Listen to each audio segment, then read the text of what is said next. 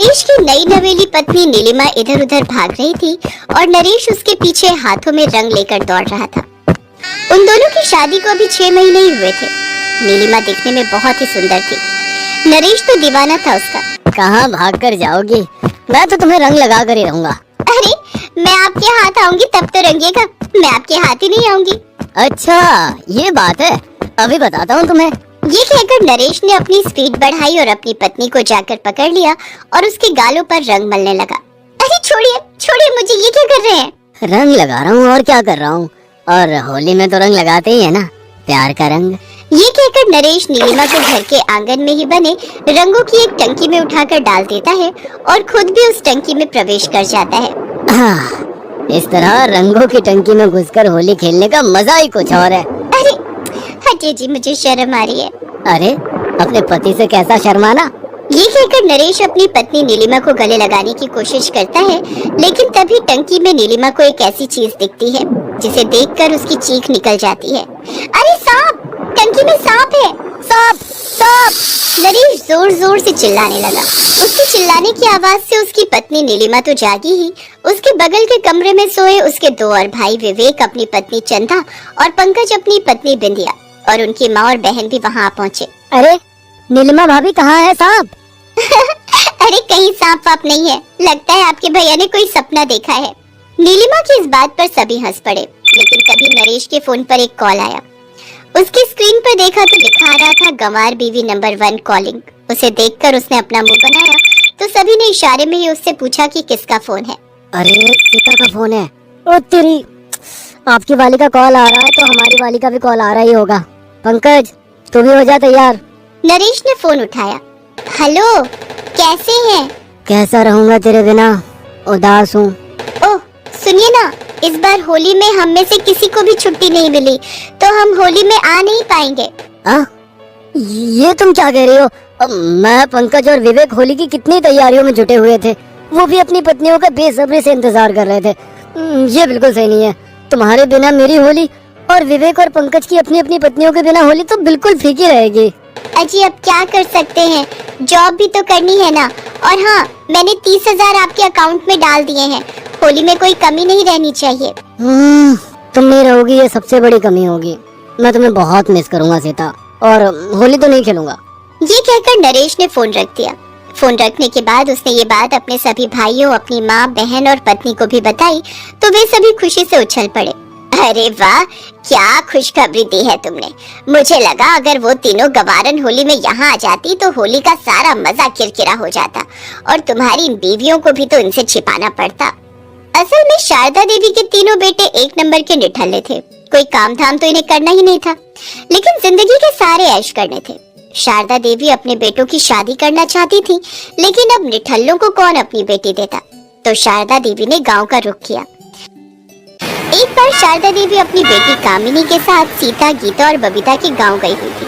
वहां पर जाकर जब इन्हें पता लगा कि ये तीनों की तीनों बहनें आर्मी में नौकरी करती हैं, तो कामिनी, ये तीनों लड़कियां तेरे भाइयों के लिए सही रहेंगी। तीनों की तीनों फौज में नौकरी करती हैं, खूब सारा पैसा मिलता होगा इन्हें। बस किसी तरह इनसे तेरे भाइयों की शादी हो जाए तो फिर उनकी जिंदगी बन जाएगी। ये पैसे कमाएंगी और हम सब ऐश करेंगे।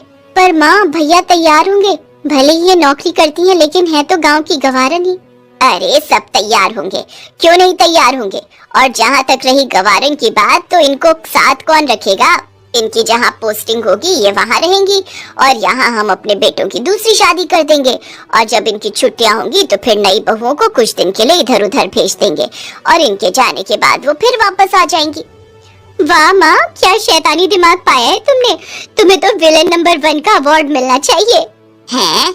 ये तू मेरी तारीफ कर रही है या बुराई? शारदा और कामिनी ने अपनी मीठी मीठी बातों में सीता, गीता और बबीता को फंसा लिया। उन्होंने उन्हें ये कहा कि उनके भाइयों का शहर में बहुत बड़ा बिजनेस भी है। देखो बेटी, कोई चीज की कमी नहीं है हमारे पास, बस हम चाहते थे कि हमारी बहू गांव की हो, संस्कारी हो। और तुम लोगों को देखा तो मेरी आंखें भर आई और लगा कि जो मैं चाहती थी भगवान ने मुझे दे दिया। शारदा देवी ने अपने तीनों निठल्ले बेटों की शादी कर दी। अपने बेरोजगार और अय्याश बेटों के लिए शारदा देवी फौजी बहुएं ले आई।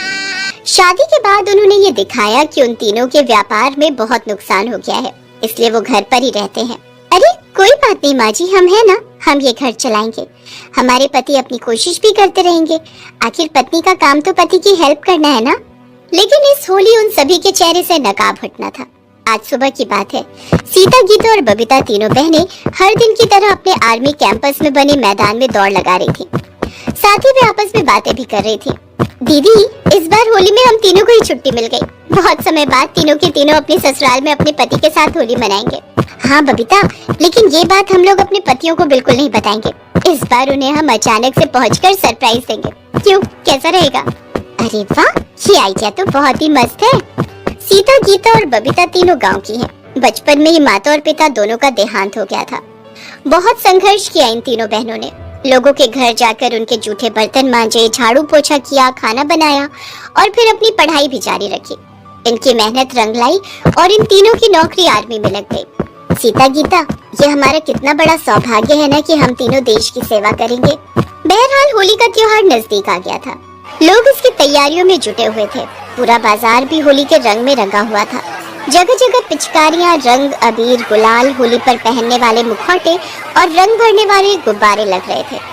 दुकानदार ग्राहकों को अपनी दुकान की ओर खींचने के लिए जोर जोर से आवाजें लगा रहे थे। अरे रंग ले लो, रंग नीले पीले रंग, गुलाबी रंग, रंग ले लो, रंग हरे आसमानी रंग, रंग ले लो। छोटी पिचकारी, बड़ी पिचकारी, ऑटोमेटिक पिचकारी और ये कार्टून वाली पिचकारी ले लो। इस होली को यादगार बना लो। शारदा देवी के तीनों बेटे नरेश, विवेक और पंकज भी अपनी पत्नियों के साथ होली की शॉपिंग कर रहे थे। मैंने रंगों के 10 पैकेट ले लिए हैं। इस बार तो तुझे पूरी तरह से रंगों से सराबोर कर दूंगा। हाँ तो मैं क्या आपको छोड़ दूंगी? मैं भी तो आपको ऊपर से नीचे तक रंग दूंगी। आज होली है, हर ओर रंगों की मस्तियाँ लोगों के चेहरे पर दिखाई दे रही थी। शारदा देवी के तीनों बेटे भी होली के रंग में डूबे हुए हैं। वे तीनों के तीनों एक बड़े से टब में अपनी पत्नियों के साथ हैं और एक दूसरे को रंग लगा रहे हैं और जोर जोर से चिल्लाकर कह रहे हैं, होली है बिंदिया। मजा आ रहा है ना होली में? हा? बिल्कुल आ रहा है जी। अपने पति के साथ होली खेलने में किसको मजा नहीं आएगा। शारदा देवी के तीनों बेटे इस बात से अनजान थे कि उनकी पत्नियां उन्हें सरप्राइज देने के लिए गांव आ चुकी हैं। सीता, गीता और बबीता जब अपने घर के बाहर पहुंची तो उन्हें अपने पतियों की आवाजें आई। वो चिल्ला चिल्ला कर होली है कह रहे थे। उनकी पत्नियां भी उनके सुर में सुर मिला रही थी। गीता, बबीता, ये हमारे घर से किन औरतों की आवाजें आ रही हैं? और हमारे पति तो फोन पर बोल रहे थे कि वो बहुत उदास हैं। वो होली कैसे मनाएंगे, लेकिन वो तो बहुत खुश नजर आ रहे हैं। वे सभी अपने घर में दाखिल हुई और जैसे ही वो अपने घर में दाखिल हुई, उन्होंने जो देखा उसे देखकर उनका खून खौल गया। उन्होंने देखा कि उनके पति टब में किसी दूसरी औरत के साथ होली खेल रहे हैं। उन्हें बहुत गुस्सा आया। ये सब क्या है? कौन है ये औरतें? माँ जी, कामिनी, ये सब कौन है? चुप क्यों है सब के सब? जल्दी बताओ क्या माजरा है ये, नहीं तो सभी को गोली से उड़ा दूंगी। गोली की बात सुनकर सभी के पैरों तले जमीन खिसक गई। डर के मारे वे सभी गिड़गिड़ाने लगे और उन बहनों से माफी मांगने लगे। हमें माफ कर दो, हमसे गलती हो गई। बहू, हमसे बहुत बड़ी भूल हो गई, हमें माफ कर दो, हमें छोड़ दो, गोली मत मारो। शारदा देवी और उनके बेटों ने अपनी अपनी पत्नियों के सामने अपना गुनाह कबूल कर लिया। छी, कितने घिनौने लोग हैं आप। अरे आप लोगों ने अपने फायदे के लिए हम तीनों को अपने निठल्ले बेटों के साथ बांध दिया। चलो वो भी ठीक था, लेकिन इनकी दूसरी शादी भी कर दी। हम सरहद पर खड़े रहकर दुश्मनों से अपने देश की रक्षा करते हैं, लेकिन यहाँ तो हमारे पति, सास और ननद ही हमारी दुश्मन बन गई। लेकिन हम आप लोगों को छोड़ेंगे नहीं। इतनी बड़ी धोखेबाजी के लिए सभी को जेल भेजेंगे। सीता, गीता और बबीता ने पुलिस को फोन किया। पुलिस उन सभी को लेकर जेल चली गई। उन पर मुकदमा चला। उधर तीनों बहनें वापस अपने कैंप में लौट गई। इस होली उन्होंने अपने जीवन के काले रंग को हटा दिया और आर्मी के अन्य जवानों के साथ होली का त्योहार खुशी खुशी मनाया। आप सभी को होली की दिल से शुभकामनाएं। आप सभी इस वीडियो को लाइक जरूर कीजिए। भागलपुर स्टेशन पर भारी भीड़ थी। भीड़ अधिकतर उन लोगों की थी जो होली में अपने गांव जा रहे थे। साल में एक बार ही तो आती है होली, इसलिए सभी अपनों से मिलने की ख्वाहिश लिए स्टेशन पर भागलपुर एक्सप्रेस के आने का इंतजार कर रहे थे। स्टेशन पर डॉक्टर सोनम अपना सामान लिए अकेली बैठी हुई थी। सोनम इन दिनों मायागंज अपने मायके आई हुई थी। होली पर वो अपने घर जा रही थी। तभी उसके पति ऋषभ का फोन आया। ऋषभ, अभी आधे घंटे और लगेंगे ट्रेन को आने में। ओह, ये ट्रेन भी ना हमेशा लेट ही चलती है। कोई नहीं, अब तो आ ही रही है। और हाँ, रक्ष कैसा है? बिल्कुल ठीक है, तुम्हें मिस कर रहा है। तभी भागलपुर एक्सप्रेस आने की सूचना हुई और जैसे ही भागलपुर एक्सप्रेस आने की सूचना हुई, सभी यात्री अपने अपने सामान के साथ ट्रेन में बैठने की तैयारी करने लगे। 5 मिनट बाद ट्रेन आई। सोनम भी अपनी जगह पर जाकर बैठ गई। ट्रेन भागलपुर की ओर चल पड़ी। ट्रेन के चलते ही मूंगफली वाले, चाय वाले भी अपनी रोजी रोटी में लग गए। मूंगफली ले लो, मूंगफली, गर्मा गर्म मूंगफली, टाइम पास ले लो, टाइम पास। झालमुड़ी झालमुड़ी झालमुड़ी, तीखी झालमुड़ी बोलिए। चाय चाय चाय चाय चाय, गर्मा गर्म चाय, शुद्ध दूध वाली, अदरक वाली चाय, चाय चाय चाय, बोलिए बोलिए, गर्मा गर्म चाय। सोनम ने चाय वाले से चाय ली और वो खिड़की के बाहर देखते हुए चाय की चुस्की ले ही रही थी। तभी ट्रेन में हड़कंप मच गया। सभी लोग डर से इधर उधर भागने लगे। अरे बम है, बम है, बम है। बम का नाम सुनते ही सभी के रोंगटे खड़े हो गए। एक यात्री ने तुरंत ही ट्रेन की चेन खींची। ट्रेन रुक गई। असल में ट्रेन के शौचालय के पास नीले रंग का एक लावारिस बैग मिला था। लोगों से पूछताछ की गई तो उस बैग के बारे में किसी को पता नहीं था, इसलिए सभी लोगों को लगा कि उस लावारिस बैग में बम ही होगा। अरे भाई, दूर हट जाओ यहाँ से, कहीं ये फट ना जाए। थोड़ी देर बाद रेलवे की पुलिस आई। बम निरोधक दस्ता भी आया। उस नीले बैग को खोला गया, लेकिन जैसे ही उस नीले बैग को खोला गया, सभी की आंखें फटी की फटी रह गई। उस नीले बैग में 2 नवजात बच्चियां बेहोश पड़ी थी। हे भगवान, इसमें तो छोटी छोटी बच्चियां हैं। ओहो, वो कौन सा बेदिल इंसान होगा जिसने इन 2 मासूम बच्चियों को इस तरह मरने के लिए छोड़ दिया। डॉक्टर होने के नाते सोनम ने तुरंत बच्चियों की जांच पड़ताल शुरू की। उन दोनों बच्चियों को तो पता भी नहीं था कि उनके साथ क्या हो रहा है। वो बेचारी तो बेसुध पड़ी थी। वो दोनों बच्चियां सुहासिनी की थीं। सुहासिनी राजेंद्र की पत्नी थी। अरे गुस्सा मत करो सुहासिनी, अब छुट्टी मिलने में देर हुई तो इसमें मेरी क्या गलती है? मैं गुस्सा नहीं कर रही, लेकिन इस समय आपकी मुझे बहुत जरूरत महसूस होती है। अरे शोभा दीदी तो है ना वहाँ, मैं भी जल्द पहुँच ही जाऊँगा। सुहासिनी गर्भवती थी। उसका पति सेना में था। उसकी पोस्टिंग बॉर्डर पर थी, पर उसे छुट्टियां मिल गई थी और 2 दिन बाद उसे अपने घर निकलना था। लेकिन 2 दिन पहले जब वो अपने बॉर्डर पर ड्यूटी निभा रहा था, तभी उसकी नजर कुछ आतंकवादियों पर पड़ी जो सीमा में घुसने की कोशिश कर रहे थे। राजेंद्र उनको ललकारते हुए उनसे भिड़ गया। तुम लोगों के इरादे मेरे रहते हुए कभी सफल नहीं होंगे। दोनों ओर से भयंकर गोलीबारी हुई। राजेंद्र ने अकेले ही 8 आतंकवादियों को मौत के घाट उतार दिया, लेकिन दुर्भाग्य से आतंकवादियों की गोली उसे भी लगी और वो घायल होकर जमीन पर गिर पड़ा। भारत माता की जय। राजेंद्र देश के लिए अपनी ड्यूटी निभाते निभाते शहीद हो गया। जब सुहासिनी को राजेंद्र के शहीद होने की बात पता लगी तो उसका रो रो कर बुरा हाल हो गया। मुझे आप पर गर्व है, बहुत गर्व, लेकिन मैं अकेली हो गई। मेरे बच्चे अब अपने पिता को कभी नहीं देख सकेंगे। राजेंद्र की बड़ी बहन शोभा ने सुहासिनी को सांत्वना दी और हिम्मत रखने को कहा। शोभा की अपनी पति से नहीं बनती थी, तो वो राजेंद्र के घर पर ही रहती थी। शोभा की 3 साल की एक बेटी भी थी। राजेंद्र के शहीद होने के 20 दिन बाद की बात है। सुहासिनी को प्रसव पीड़ा शुरू हो गई। आह, आह, आह। शोभा उसे जल्दी से लेकर अस्पताल पहुंची। डॉक्टरों ने उसे एडमिट कर लिया, लेकिन ऑपरेशन के दौरान सुहासिनी की हालत ज्यादा खराब होने लगी। डॉक्टरों ने बहुत कोशिश किया, लेकिन 2 बच्चियों को जन्म देकर सुहासिनी चल बसी। आपकी भाभी ने 2 बच्चियों को जन्म दिया है, लेकिन वो नहीं रही। दोनों दूधमुही बच्चियों को लेकर शोभा अपने घर आ गई। इस बीच फौज की तरफ से धर्मेंद्र के मृत्यु के पश्चात उसे कुछ पैसे मिले। शोभा को उन पैसों का लालच हो गया। भैया भाभी तो रहे नहीं, तो इन पैसों पर मेरा अधिकार है, लेकिन ये अधिकार तब होगा जब ये दोनों बच्चियां नहीं रहेंगी, क्योंकि इनके रहते इन पैसों पर मेरा अधिकार होना मुश्किल है। फिर शोभा ने खतरनाक निर्णय ले लिया। उसने उन दोनों बच्चियों को पहले तो बेहोशी का इंजेक्शन लगाया, फिर एक नीले रंग के बैग में डाला और रेलवे स्टेशन की ओर चल पड़ी। इन बच्चियों को मैं लोगों की नजर बचाकर ट्रेन में छोड़ाऊंगी। बैग में पड़ी पड़ी ये मर जाएंगी। फिर भैया को मिले सारे पैसे पर मेरा और मेरी बेटी का अधिकार होगा। शोभा ने राक्षसों को भी शर्मसार करने वाला काम किया और उन दूधमुही बच्चियों को ट्रेन के डिब्बे के शौचालय के पास छोड़ा। बहरहाल सोनम के ट्रीटमेंट से दोनों बच्चियों की तबीयत में सुधार होने लगा और जब सोनम अपने घर पहुंची तो वो दोनों बच्चियां उसकी गोद में थी। अरे ये बच्चियाँ कौन है, इन्हें कहाँ से ले आई? तब सोनम ने उन बच्चियों के मिलने की सारी बात ऋषि को बताई। इस बीच उनका बेटा रक्ष भी भागते भागते हुए वहाँ आया।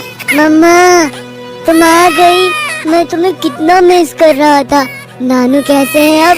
मेरी ना परीक्षा नहीं चल रही होती ना तो मैं भी जाता आपके साथ। मम्मा ये बच्चे कौन है? तुम्हारी बहनें।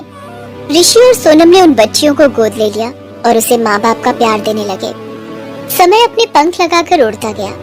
22 साल बीत गए। अब वो बच्चियां जिनका नाम पायल और प्रियंका था, वे आर्मी की बड़ी अफसर बन गई थी। एक बार भी दोनों होली की छुट्टियों में ट्रेन द्वारा अपने घर आ रही थी। जब उनकी ट्रेन नाथनगर से गुजरी तो अचानक उन दोनों को किसी महिला के चीखने की आवाज आई। बचाओ बचाओ।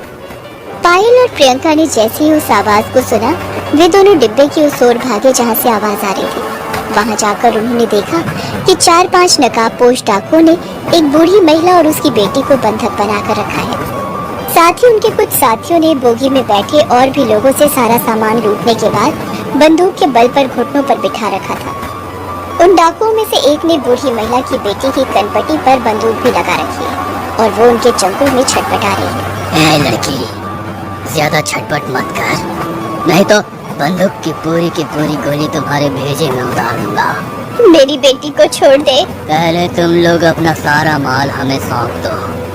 हमारे पास जो भी था हमने दे दिया, अब कुछ भी नहीं है हमारे पास। देखो हमसे झूठ मत बोलो, नहीं तो तुम्हारी बेटी को हम अपने साथ ले जाएंगे। ये कहकर वो उसकी बेटी के बाल पकड़कर खींचने लगा। तभी पायल और प्रियंका उन डाकुओं पर टूट पड़ी। फौज में उन्होंने कई बार दुश्मनों को धूल चटाई थी। वे दोनों उन सारे डाकुओं पर भारी पड़ रही थी। तभी डाकुओं में से एक ने बूढ़ी महिला की बेटी पर गोली चला दी। ये देखकर प्रियंका उछलकर उसके पास गई और उसे बचा लिया, लेकिन इस क्रम में उसके पेट में गोली लग गई। आह! प्रियंका को घायल देख पायल के सिर पर खून सवार हो गया और वो एक बार फिर से डाकुओं पर टूट पड़ी। अरे ये लड़की है ये झांसी की रानी, भागो! लेकिन उन दोनों बहनों ने सभी को धूल चटा दी। किसी ने फिर ट्रेन की चेन खींची। कुछ देर बाद पुलिस आई और उन डाकुओं को ले गई। साथ ही प्रियंका को अस्पताल ले जाया गया। वो बूढ़ी औरत और उसकी बेटी पायल और प्रियंका के साथ अस्पताल गई, क्योंकि प्रियंका ने उसकी बेटी को बचाने में ही तो गोली खाई थी। अस्पताल में सोनम और ऋषि भी पहुंच गए थे, क्योंकि पायल ने प्रियंका के घायल होने की खबर उन्हें दे दी थी। कहाँ है प्रियंका? कहाँ है मेरी बेटी? सोनम के द्वारा ही उस बूढ़ी औरत को पता लगा कि कई सालों पहले ये दोनों बच्चियां उसे ट्रेन में एक नीले बैग में शौचालय के पास पड़ी मिली थी। उस औरत ने जब ये सुना तो उसके हाथ पांव कांपने लगे, क्योंकि वो औरत और कोई नहीं, पायल और प्रियंका की बुआ शोभा थी। ईश्वर की लीला कैसी! सालों पहले जिन बच्चियों को मैं मरने के लिए ट्रेन में छोड़ आई थी, वो बच्चियां सालों बाद मेरी बेटी को बचाने के लिए अपनी जान दांव पर लगा देती है। मैं बहुत बुरी औरत हूँ, स्वार्थी औरत हूँ। मैं लालच में अंधी हो गई थी। मुझे लगा वो सारे पैसे मुझे मिलेंगे तो मेरा और मेरी बेटी का जीवन सुधर जाएगा। मेरी गलती माफी के लायक तो नहीं है, फिर भी मैं हाथ जोड़कर प्रार्थना करती हूँ कि मुझे माफ कर दो। पायल और प्रियंका ने शोभा को माफ कर दिया। शोभा ने सालों पहले एक खेल खेला था, इन दोनों बच्चियों के जीवन को काला करने का, लेकिन ईश्वर ने तो इन बच्चियों की किस्मत में काला रंग नहीं, होली के सतरंगी रंग लिख रखे थे। दोस्तों, आप हमारे चैनल को जरूर सब्सक्राइब करें